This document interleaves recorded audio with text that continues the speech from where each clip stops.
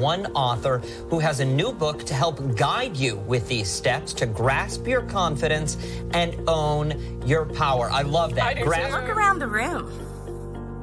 You'll see that you're not so alone after all, and that unconfidence could look like any of us. Maybe your whole life you have been told that the best wins, but I'm telling you right now that the best known will win.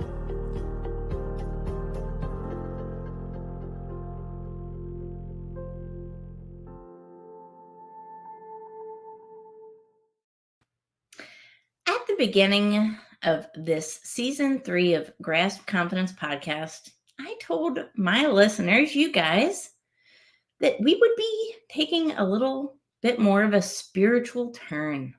And I've kept my promise.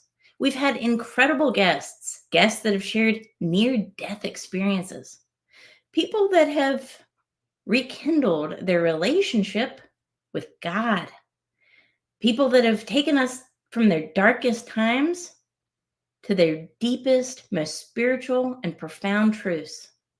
And today's guest is no different.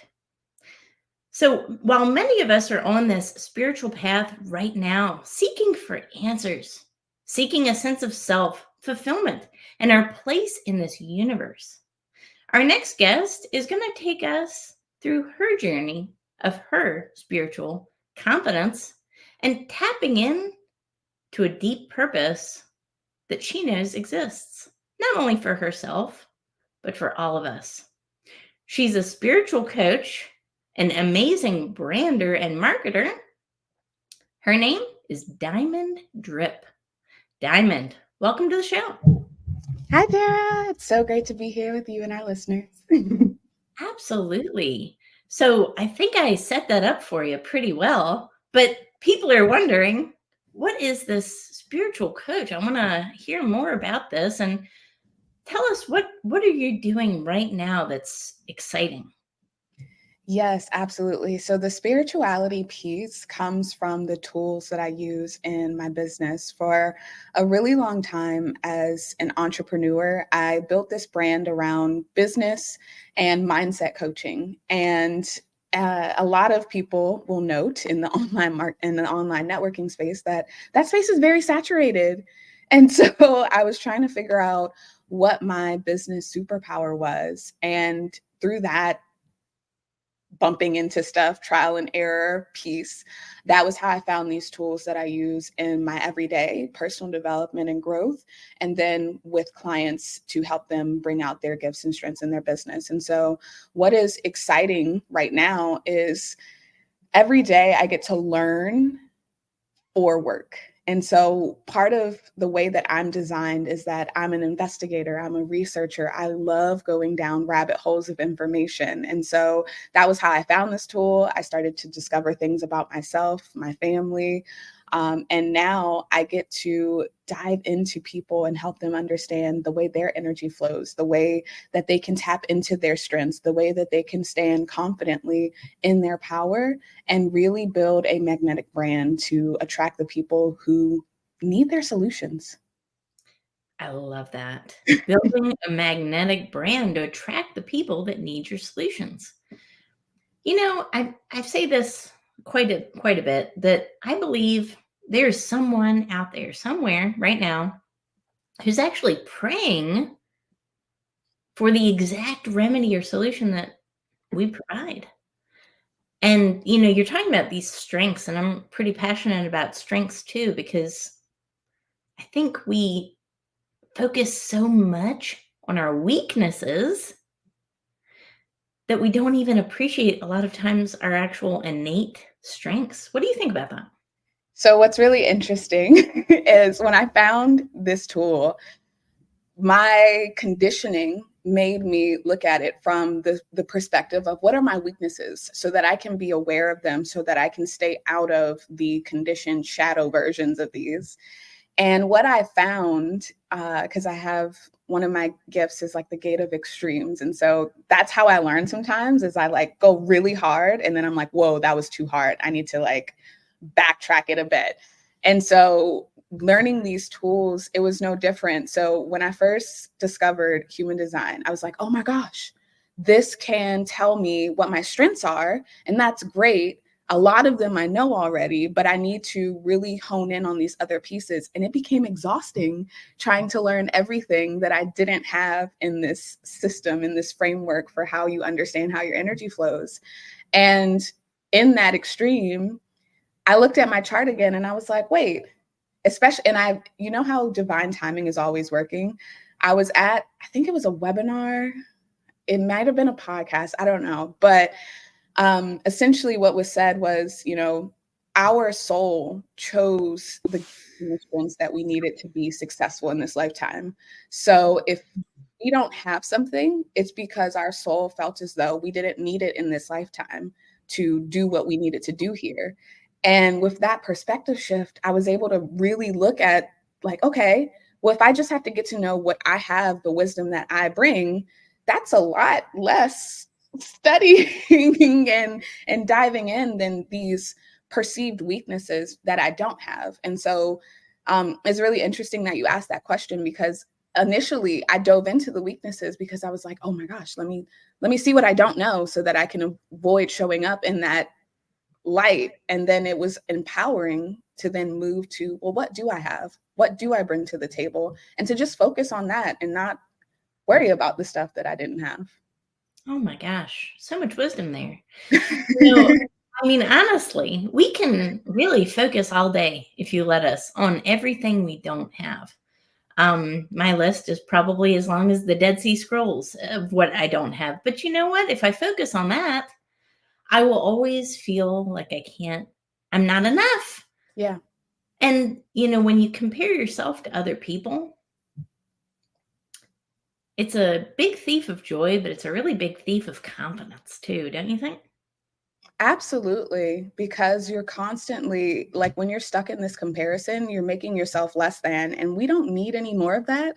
We already have a whole culture telling us, right, these messages telling us that we're less than, so we don't need to add on to that.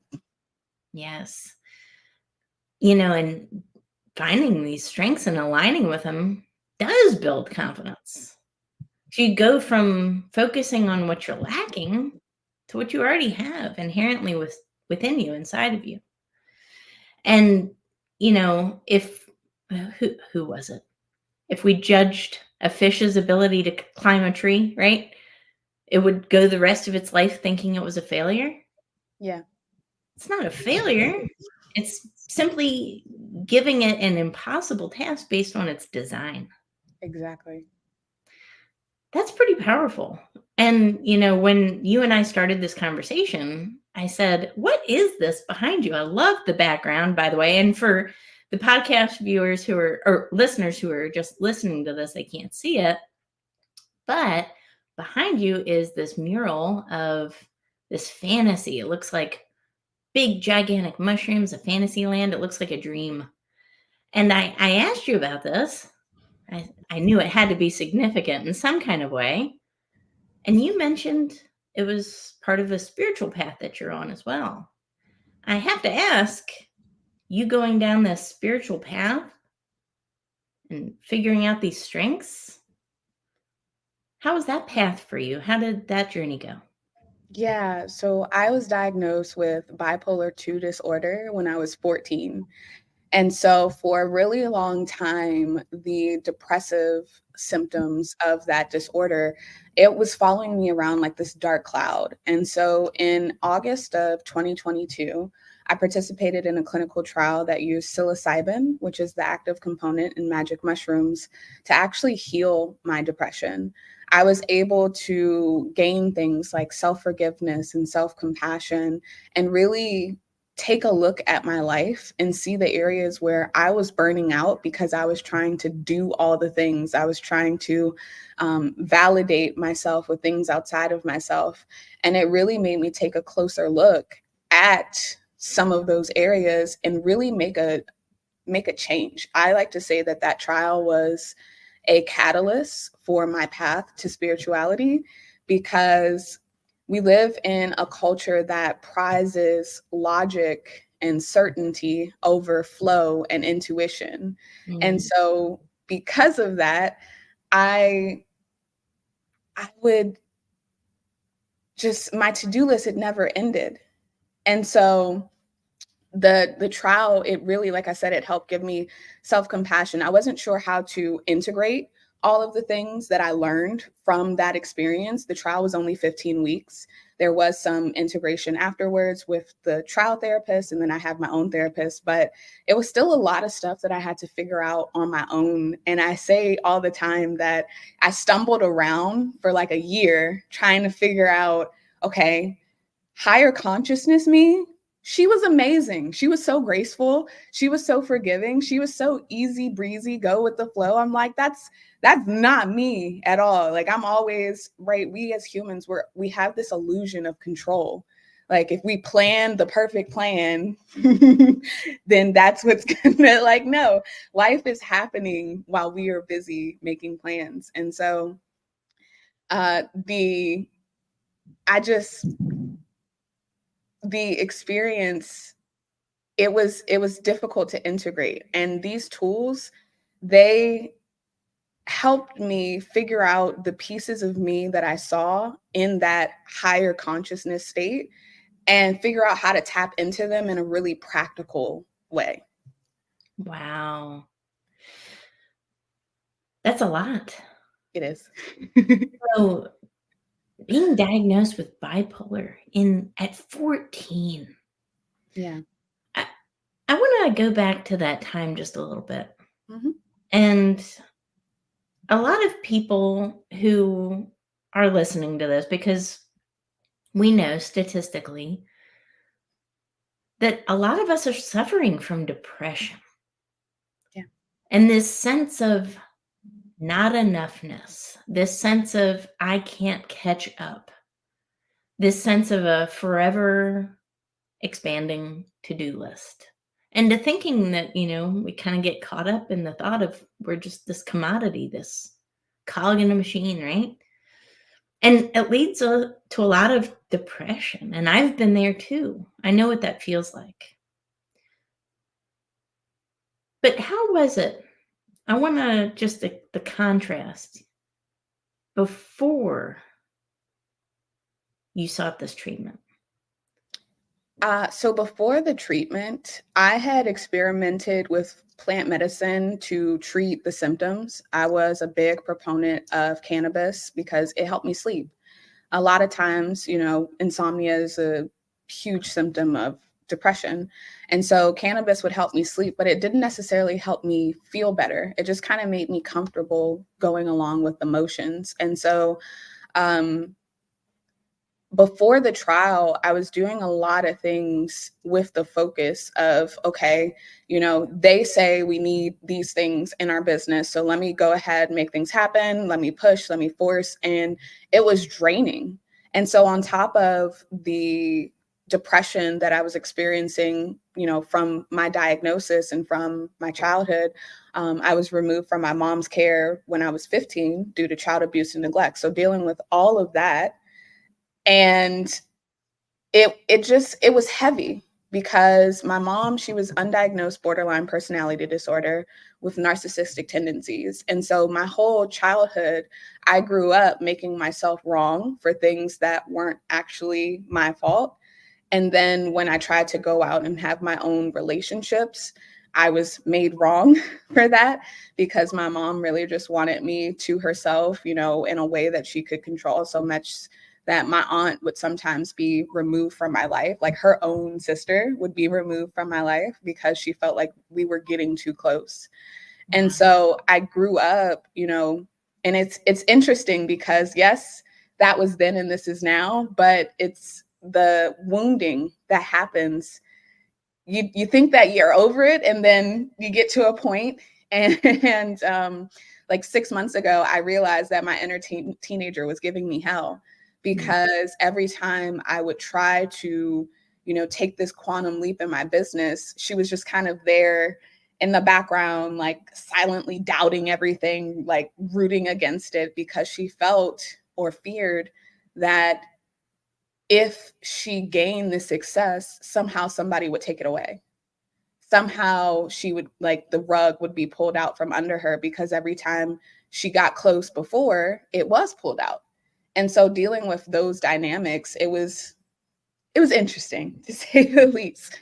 But, that's why personal growth, personal development is so important in your business, because these things that we think that we're over, like, they're actually holding us back in our businesses. Like, for the longest, I always thought that I was afraid of failure.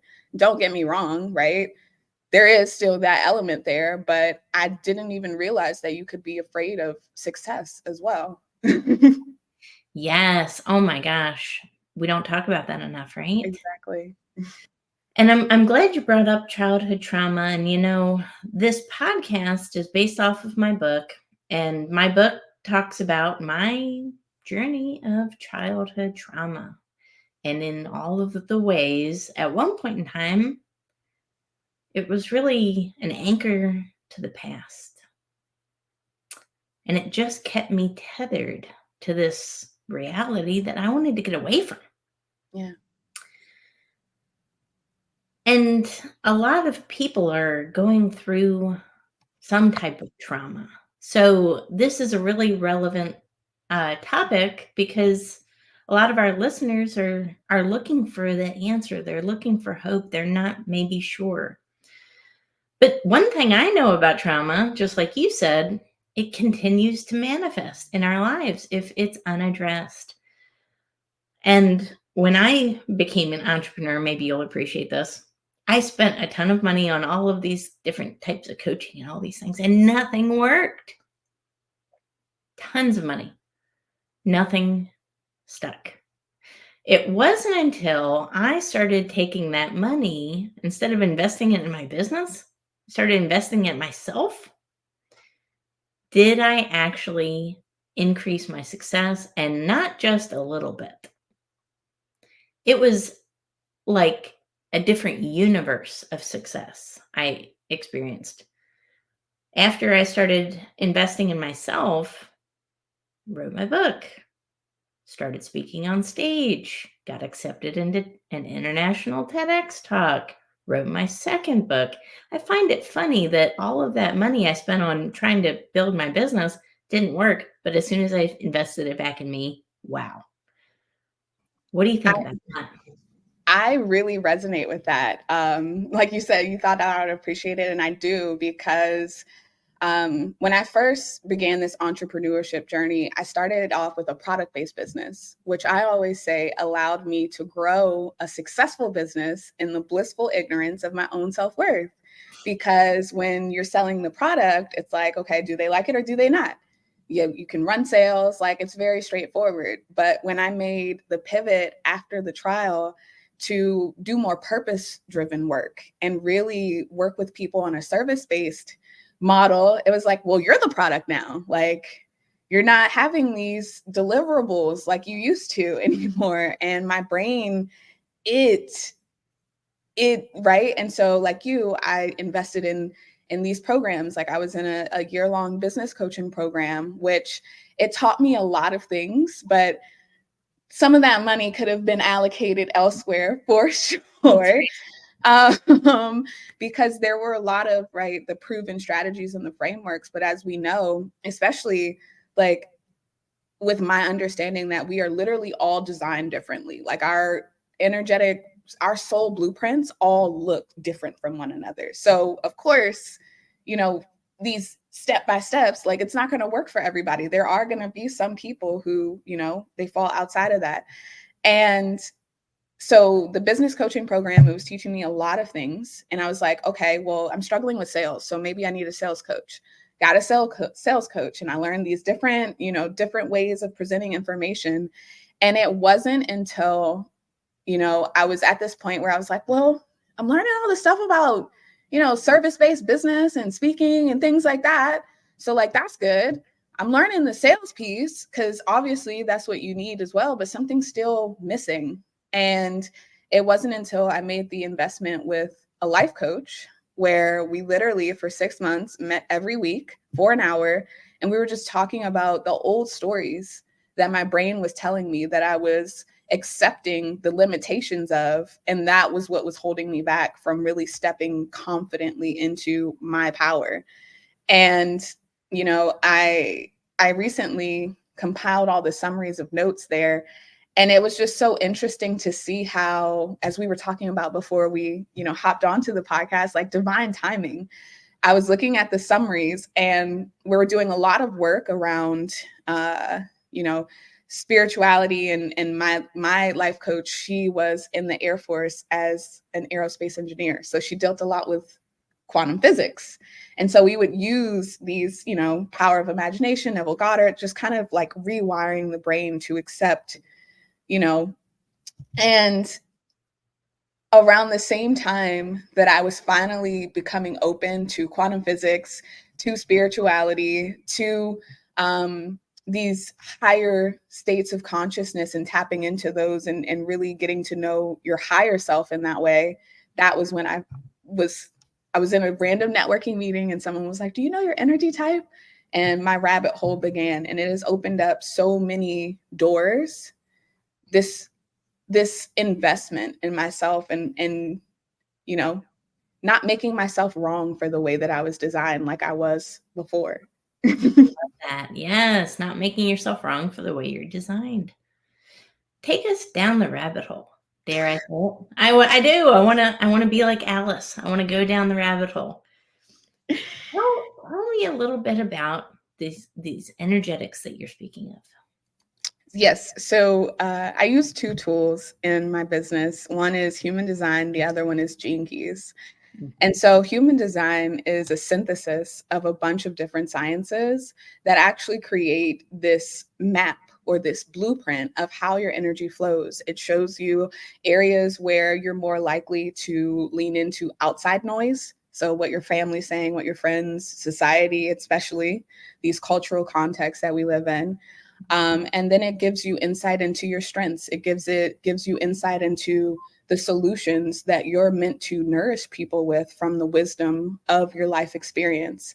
One of the things that my business coaching program always used to say is your life is a PhD preparing you for the insights and help that you're going to impart upon other people.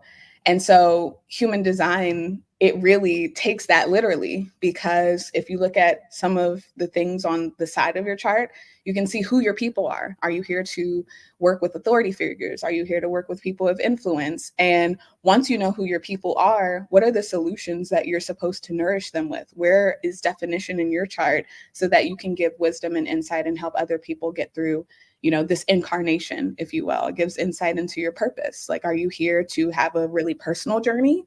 Are you here to heal yourself?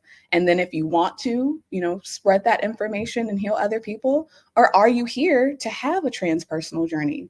Do the people who you come in contact with, the karma that happens in between those relationships, like, is that what helps move you along your purpose? So it gives so much insight into how to make your best, most aligned decisions. And then we were talking about trauma earlier. And so Gene Keys, I really love bringing that up for the trauma piece, because it allows you to pinpoint different areas in your life where maybe you've lived in that traumatized, you know, kid in the corner, like shadow version of yourself. And where can you make the conscious, right, with awareness of what the issue is, where can you make conscious strides to actually transform and be a vibrational match for what you're here to do in this lifetime? So that's like high level, but it's been an amazing journey. So much so that, like I said, I was diagnosed with bipolar 2 bipolar 2 disorder when I was 14. And learning that in human design, I have what's called emotional authority, which, by the way, 50% of the population has emotional authority. And that just means that we live our life in these up and down waves. And so for us to make our clearest decisions, it's better if we wait, if we sleep on it, if we give ourselves time to ride that emotional wave and come to a place from an emotionally neutral place. And so even that was empowering, right? Bipolar 2 disorder versus emotional authority. Like, Well, I'm going to have to do my gene keys after this. yes. For sure, because I'm very interested, right? It's so fascinating and it is so empowering on so many different levels, because the best thing, I'm hearing about all of this is that we each have a place. We each have a unique purpose. We each have a design. And it's not about becoming someone that you're not. It's not about fitting into some box, because I certainly don't fit into a box. I can tell you certainly don't fit into a box, right? Right. And I use energy in my own way. Yeah. And I think you do too. My clients that I work with, as far as, coaching goes, they tell me all the time, how did you know? How could you have known? Things like that. And I can just feel it. And I bring opportunities to people or direct people to one another. One of my natural gifts is just this ability for connection. And through some energetic alignment that I don't even really have words for, I'm able to do that. I'm able to bring people together. And just like this podcast today, I didn't know, this is the first time you and I met. I wasn't 100% sure where this conversation would go. I allow the energy to flow, and I allow the conversation to go in the direction it's supposed to go, because ultimately I know that our energy is going to serve the need of someone right now who's listening, someone that needs to hear this message. That's so powerful to me. For me, it gives me a lot of sense of fulfillment and purpose. What do you think about that? I think that's beautiful. And I'd actually be curious to see what in your energy is showing up there with the connections piece and the being able to guide and interpret energy in that way and just kind of let it flow. Because a lot of what you were saying, you were like, I don't have the words for it. That's what human design does. It gives us the words that we don't know that help validate and confirm, like, this is what's happening. Like, it's not in my head. I may not have, I use that example all the time. I may not have like a 10-point presentation for what it is that's happening, but I can, like, I know that this is what's happening. And it kind of gives you that language. It's fun. Well, it'll be on my homework list today. I'll do it today. But it really is so inspiring for me. And, in my book, I talk a lot about strengths. And the fascinating thing is that, when we align with our strengths, we can become really, really confident. And when we really know who we are and our design and what makes us us, it empowers us to ultimately serve the collective at a much higher place. You kind of transfer from that like self-service to a service of many, and really benefits so many people as a result, just from you being you. And we've talked a little bit about, energy today, but, the highest vibration is just authenticity, being yourself. And people really can feel that when you are your authentic self, and they respond to it. So I'm pretty passionate about this, but, in a world that tells us to fake it till we make it, just put a mask on and pretend. That's real advice that's out there. I say don't fake anything. Yeah. Just be your authentic self and align with the gifts that you're naturally designed for. Exactly. I feel like so many of us, I was at a workshop this weekend. I was a panelist, and one of the presentations after that initial morning first half was around business development. And one of the presentations was about like leadership and being on video. And for a lot of, it was a women focused event, which I always love those. For a lot of the women there, you know, we used this Mentimeter where you could type in a response anonymously and then kind of see what trends there are without, you know, having that be tied to you. And so a lot of what the women were putting down was like, why aren't you on video more? They were answering this question. And for some people, you know, it was like planning, I'm busy. But a good portion, like at least 3 or 4 of the responses were around fear of judgment. And one of the things that I'm coming to understand is that, especially because there's this book by Bronnie Ware where they worked with people who were at the end of life. And basically she asked questions around like their biggest regrets. And the number one response was basically not living like authentically as them. They were living who they were told to be or who they were expected to be.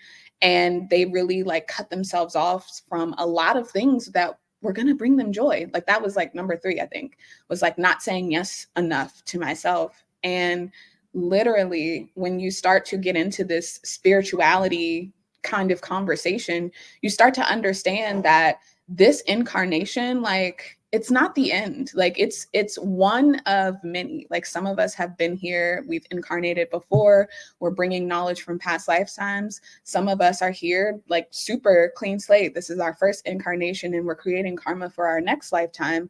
And it really helps you see like the magnitude of it. And it's like this life, right? This incarnation is too short to be anything other than the way that I was designed. It takes way more energy to try and conform and to try and twist and to try and mold yourself to fit into a box when you can just be you and have the people. Like when I remember when I was first making the transition into this spirituality piece, I was around a lot of men who were very masculine energy. And when I started talking about like trusting your intuition to lead your business decisions, they were like, what is she talking about? This is different from the AI tools that you were once speaking of. And there was a point where I could have just, you know, pivoted back out of fear and like, okay, well, people aren't accepting me. But the universe, it would bring me people where if the conversation was flowing enough and I felt like we vibed, right? I felt like the energy was there. I'd ask like, do you know your energy type? Do you know your human design? And that keyword, right? It was like, oh my gosh, yes, I'm a blah, blah, blah, blah, blah. And it would give me hope to keep moving on this path because I wasn't hiding that part of myself. I was leading with it and letting the people who resonated with what I was saying, my message, right? This is all branding and marketing, right? Your message is going to be the thing that people attract, you know, associate with your store, your brand, your et cetera. And that's going to be the thing that pulls people in. Do people know that I do business coaching? Yeah, absolutely. I spend a lot of time building that brand, but now it lights me up when someone's like, oh yeah, I was talking to so-and-so and they said that they were a generator in human design. And I thought that they would be a great fit for you. I'm like, oh yes, absolutely. That is 100% my person. I would love an introduction. But really, yeah, letting that be the thing that magnetizes.